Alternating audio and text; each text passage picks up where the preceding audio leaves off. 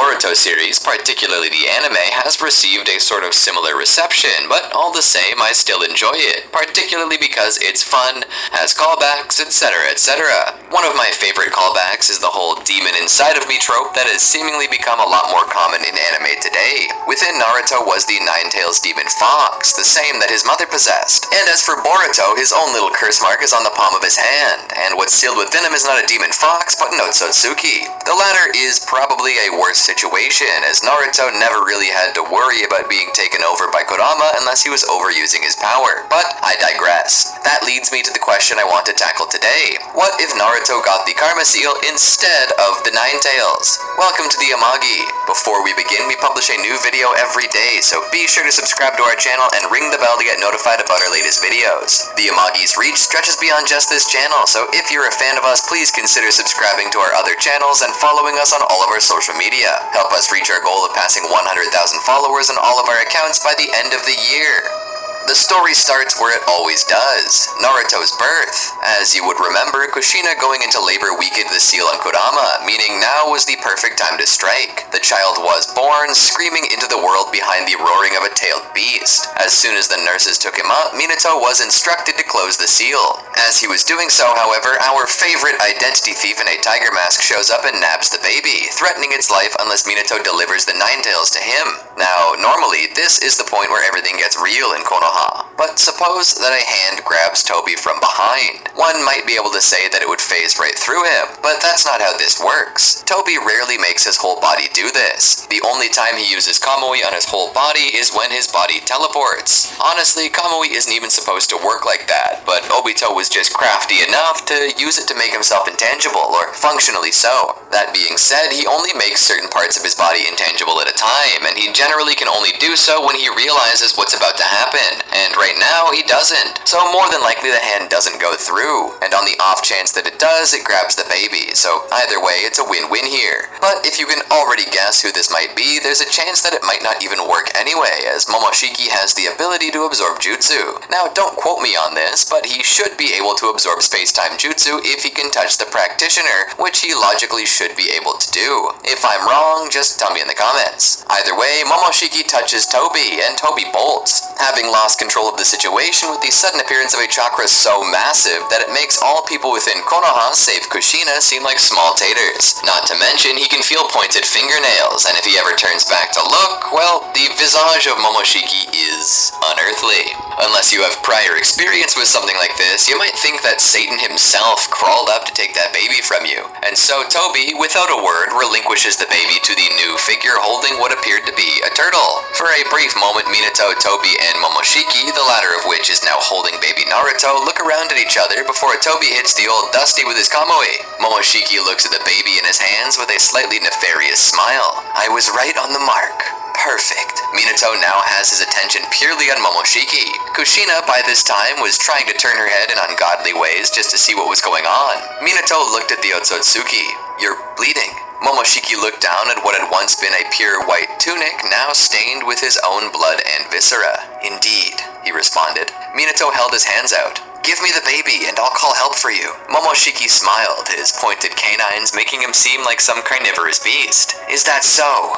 And why would you do that? Minato kept his voice calm and serious. Because you're a hero. You saved my baby from death. Momoshiki looked down at the baby that was still crying in his arms. He shushed the baby with a finger. I suppose I did. Either way, it's too late for me. Or maybe it isn't. Minato was gripping a kunai behind his back tightly. Momoshiki looked up, his golden Byakugan glowing in the dark, his golden Rinnegan in the center of his forehead just below his two massive horns. But alas, the being stepped forward and offered to Minato the child in his arms. Minato took the baby and took a step back. Momoshiki stood there, his long white hair flowing in the wind. Minato handed the baby to Kushina. The child bore on its skin a little blood, likely from the mysterious figure before them. Minato looked back at the dead nurses, among which was Buoko. He looked back at this person.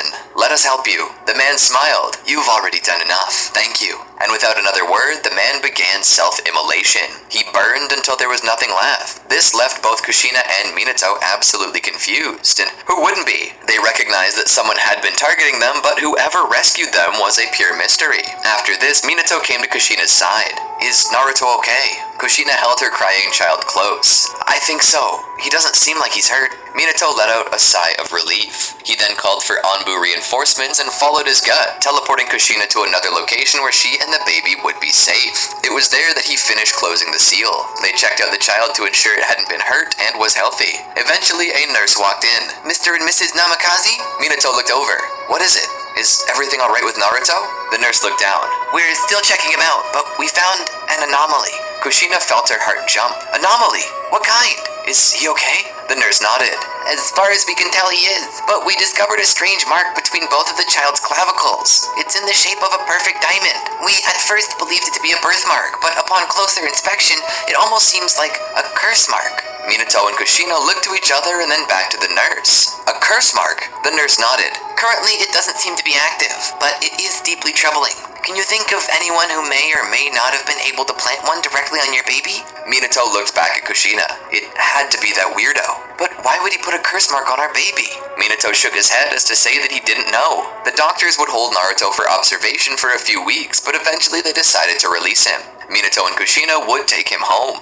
They'd keep an eye on the curse mark for a time, but eventually it became natural to them. They had never seen a curse mark like this before and had no idea what it might do, but all things considered, it went this long without activating, and so perhaps it wasn't complete or wasn't dangerous. They eventually forgot about it and continued to raise Naruto up as he normally would have been raised. He would enter the academy where he was considered a very popular boy. This was partly because he was son of the Hokage. However, he did have a charm all his own. He was dopey, yes, but he had his mother's fire, and his determination made him all the cooler to be around. Sasuke was here too, and he was the other cool kid. And considering that due to Minato's survival and no attack on the Hidden Leaf by the Ninetales, a lot of stuff does change in the series, the Uchiha's survival being one of these things. Naruto is considered bright by normal standards due to having proper tutors as the son of the Hokage. This causes Naruto to excel in his studies and graduate right on time. And of course, Minato will ask Kakashi to train Naruto's team. You think he would have anyone but his own apprentice teaching his son? Naruto is far more prideful than before due to having never really needed to struggle, being constantly praised for his skill. This is evident to Kakashi in their first real training session.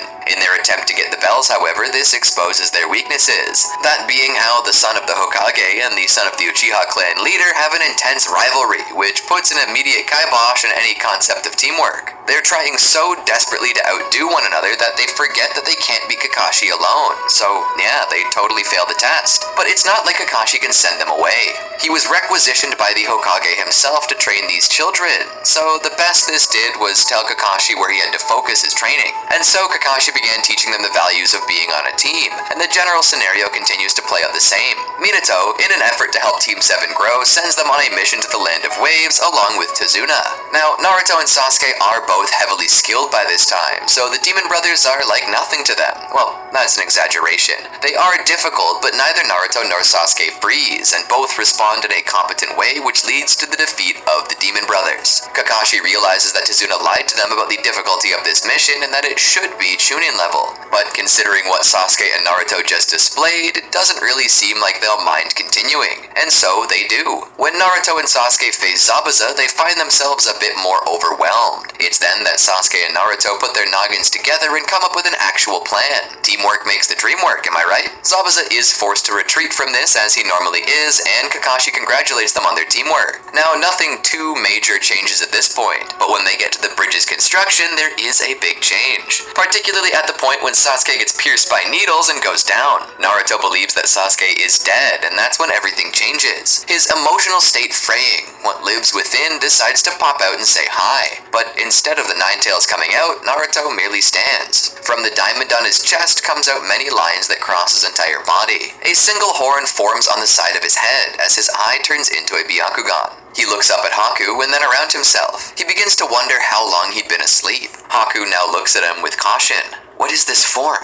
Naruto, or whoever you might call him now, looks down before looking back up at Haku, smiling and raising a hand that releases an energy blast so large that it eradicates every mirror and Haku along with them. Kakashi and Zabuza look back at the bright light and only see Naruto rise out of it into the air. He hovers there and looks about. He looks at himself. I'm no expert on human growth cycles, but I would suppose I'm about 105,000 standard hours old, give or take.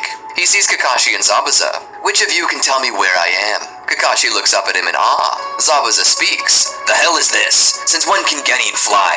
Narushiki looks down at Zabuza with contempt. Didn't your mother ever tell you that it's rude to answer a question with a question? He releases about 5 chakra rods that pin Zabuza down. He then looks to Kakashi, who is in complete shock. Now, tell me, where am I? Kakashi speaks. The land of waves, in the land of fire. Narushiki scoffs. You humans have such strange naming conventions. He raises his hand to release another blast of energy. Before he could, however, Kakashi jumped off the bridge. The bridge was cracked and severed in two by this blast. It almost threatened to fall. It was then that he hears a voice call out to him. Naruto! He looks back. Sakura-chan. He shakes his head. Damn it, he's still awake. He holds his hand up to blast Sakura, but before he can, Naruto's other eye opens. His eyes cross to look at each other, his left eye growing angrier as his right eye began to close. And in the moment it did, Naruto's form ended and he fell to the ground. Sakura caught him. She held him, confused at what had happened. Naruto would slowly wake up. Sakura, what happened? Team 7 would eventually be escorted back to the village where Naruto would be sedated and Sasuke would be left to recover from his injuries. Kakashi would stand there by the window looking in, on crutches due to the height with which he fell into the water being enough to cause a fracture in his leg. Minato would eventually show up, having come straight from work. What happened? Kakashi looked over. I have no idea. Minato looked in. Is Naruto hurt? Kakashi shook his head. No, but he's still sedated. Minato was shocked. Why? Kakashi then began to explain what had happened to him.